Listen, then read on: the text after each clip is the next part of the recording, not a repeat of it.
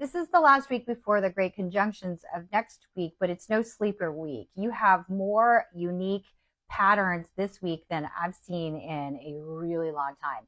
We're going to go through day by day, and then we're going to talk about how do you play this stuff.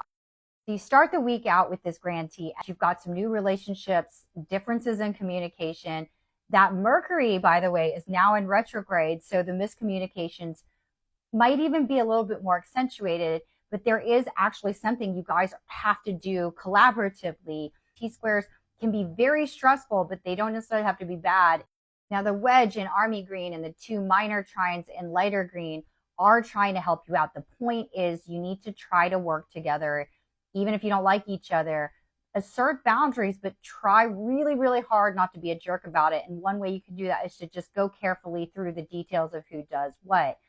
Now, look, when I look at these charts, it kind of looks like the reason there's a little bit of irritation and angst Sunday, Monday is because you're doing things that you don't really feel like doing. And Tuesday's better, but it's really all about Wednesday, where you have this incredible kite formation, and then right on top of the kite, you have a mini trine. Now, I'm going to try to do a separate video on just this formation. Essentially, because the grand trine component of this is all in water, it does indicate that something like kind of behind the scenes is happening, and it comes to a head on Wednesday positively by some folks that wouldn't agree or have been, hiding some information come forth, moves everything forward. Now, you still have Mercury in retrograde, so it's unclear whether you will know that that's what's happening. So look for things that are kind of suspicious. And our astrology always gets criticized for being really ambiguous, but on this kind of chart, it kind of seems like an announcement comes out and then you get movement that you wouldn't have expected. And it's the movement that you should concentrate on, not the words necessarily coming out,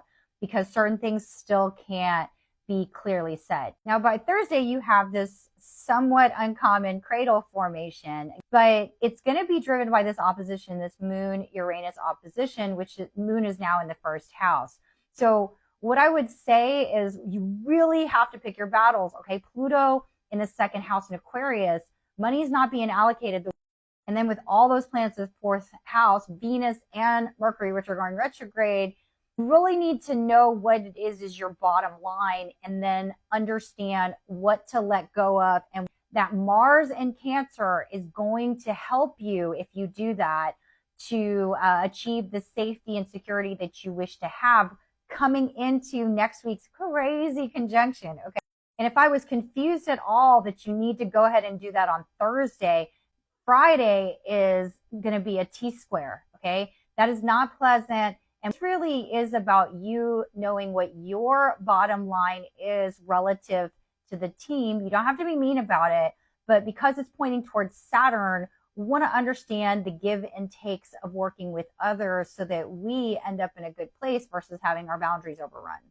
Now, Saturday, depending on how this chart overlays onto your personal chart, this could have you a little bit in fetal position. So I wouldn't plan any big night outs on Saturday. Instead, I would plan something that's more with family or staying home and doing what you love the most. Something that really is going to make you feel refreshed and recharged for the gigantic conjunction next week, because as crazy as this week is going to feel, next week's even nuttier. So how do you want to play it? Here's the deal.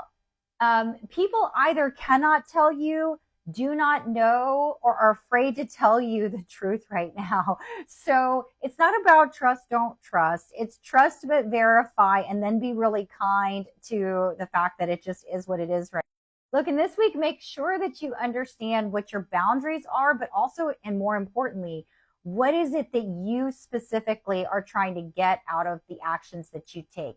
So you might find yourself in surprise negotiations where you thought you were just having a simple conversation, but in fact, it's either a massive opportunity or it's a situation that's kind of awful, but you want to make sure that you come out smelling like roses, okay? Last thing I'd say is keep Saturday kind of open and chill with something that you know regenerates you, because even if you're on the right side of it all week long, you can be drained by Saturday.